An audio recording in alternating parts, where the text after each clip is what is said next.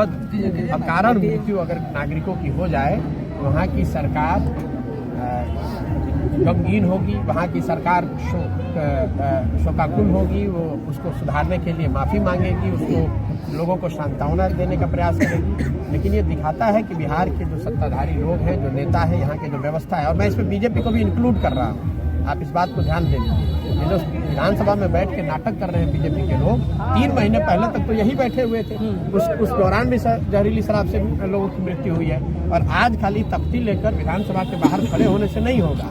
खुले तौर पर मुझको छोड़कर कोई भी व्यक्ति नहीं कह रहा है कि शराबबंदी बिल्कुल 48 घंटे के अंदर हटाया जाना चाहिए।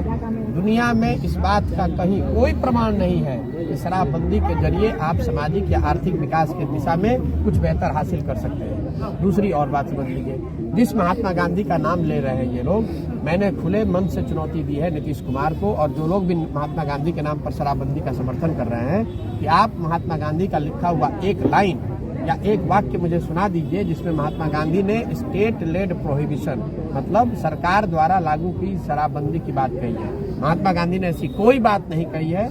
मैंने भी बहुत पढ़ाई करी है महात्मा गांधी के बारे में। महात्मा गांधी की कुरीति पर टिप्पणी की है, उन्होंने समाज को इस बात के लिए तैयार करने, प्रयास करने की बात कही है जिसमें शराब लोग न पिए। लेकिन महात्मा गांधी ने ये नहीं कहा कि आप कानून बनाकर देश में शराबबंदी लागू कर दें। अगर महात्मा गांधी ये चाहते तो जब देश आज़ाद हुआ तो उसी समय संविधान में लिख दिया गया होता कि पूरे देश में आप शराबबंदी लागू कर दें। और अगर 1 मिनट को आप मान भी लें कि शराबबंदी ठीक है, तो बिहार में शराबबंदी है कहाँ?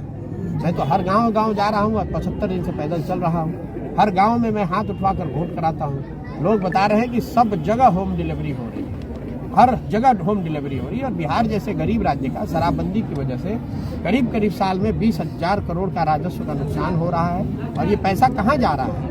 ये पैसा जा रहा है शराब माफिया के पास, पुलिस कर्मियों के पास, प्रशासन में भ्रष्ट एलिमेंट्स के पास।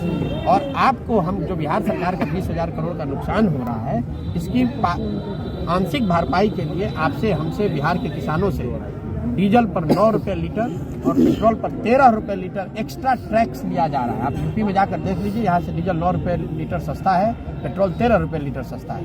तो ये पैसा लिया जा रहा है क्योंकि शराबबंदी से जो नुकसान हो रहा है उसकी भरपाई कहीं से की जाएगी। तो हर ओर से नुकसान है। शराबबंदी लागू नहीं है।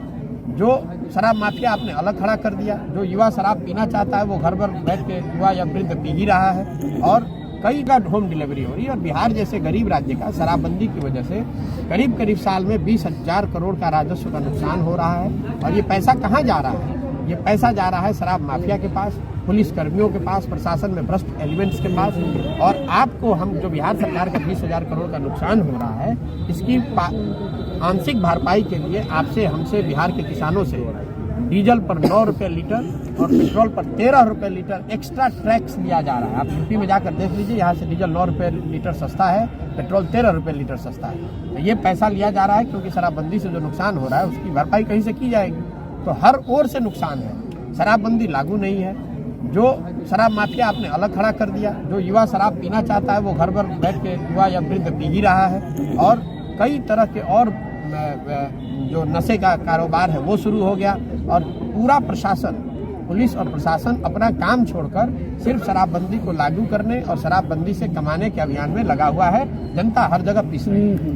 मुख्यमंत्री कल बात करेंगे इस पर सर? मुख्यमंत्री जी से इतना ही मांग करेंगे। आज मैंने उनका बयान कल भी देखा और आज उन्होंने एक और टिप्पणी की है। मुझे अफसोस है कि इस आदमी की मैंने मदद 2014-15 में की थी। मैं जिस नीतीश कुमार को जानता हूँ, ये वो मुख्यमंत्री हैं जो रेल मंत्री रहते हुए वाजपेयी जी की सरकार में इन्होंने वाजपेयी जी के न कहने पर भी रेल मंत्री से इस्तीफा दे दिया था क्योंकि रेल दुर्घटना में कुछ लोगों की मृत्यु हुई थी। वही नीतीश कुमार आज कोरोना में हजारों लोग मर गए, लाखों लड़के बिहार के पैदल चल के इतने कष्ट में रहे और ये आदमी अपने बंगले से बाहर नहीं निकले। इन्होंने कोई जिम्मेवारी, कोई जवाबदेही नहीं ली। वही नीतीश कुमार आज अकारण गरीब लोगों की 50 लोगों की मृत्यु हुई है और हंस रहे हैं। ये कह रहे हैं कि जो पिएगा वो मरेगा।